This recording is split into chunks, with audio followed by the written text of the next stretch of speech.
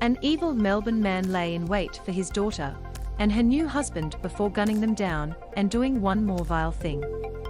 A Melbourne father lay in wait for 2 hours at his estranged daughter's house and gunned down the young woman and her husband as the newlyweds arrived home from celebrating their first wedding anniversary. Lindita and her husband, Veton Musai, were bringing their holiday bags from an Uber to the front door of their Yarraville home when they were fatally shot at close range. The pair died just a day apart, with Ms. Musai dying at the scene and her husband the next day in hospital. The gunman was her estranged father Osman Shaptafaj, who rang the doorbell while the couple lay dying on the porch. Veton Musai, 29, and Lindita Musai, 25, were fatally shot after they returned home from celebrating their anniversary. Source: Facebook. The 57-year-old pleaded guilty to the pairs and was sentenced to life imprisonment in the Supreme Court of Victoria on Tuesday.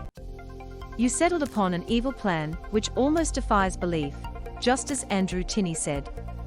He said Shaptafaj was in a sad and isolated state were at the heart of his crimes, and the most powerful reason was his anger and resentment towards his daughter and son-in-law. "Upon their arrival at the threshold of their home, with a cold heart you shot them both in the head," Justice Tinney said. It was revealed in court Mr. Shaptafaj heard, third-hand, through his landlord about the wedding of his estranged daughter, and was angry he wasn't invited. He was also enraged Mr. Musai did not seek permission to marry his daughter. The Altona man had no contact with his daughter since his marriage ended in 2009, and would later cut off contact.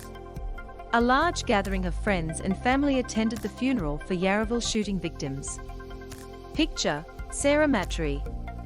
On the day of the killing he circled the Salisbury St home in his car multiple times, about 8:30 a.m. on December 31, 2019, before he parked and waited for Lindita and Mr. Musai to return home.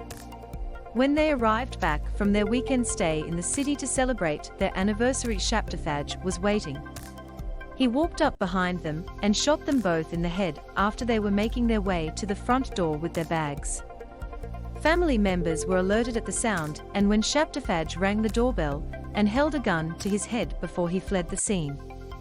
Afterwards he went to a nearby golf course where, in cowardly fashion, he shot himself twice, Justice Tinney said.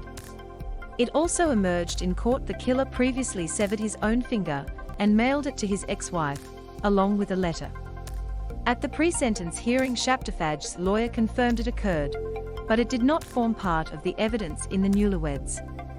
Shaptafaj was left with a brain injury after he shot himself and lost his right eye, the court was told.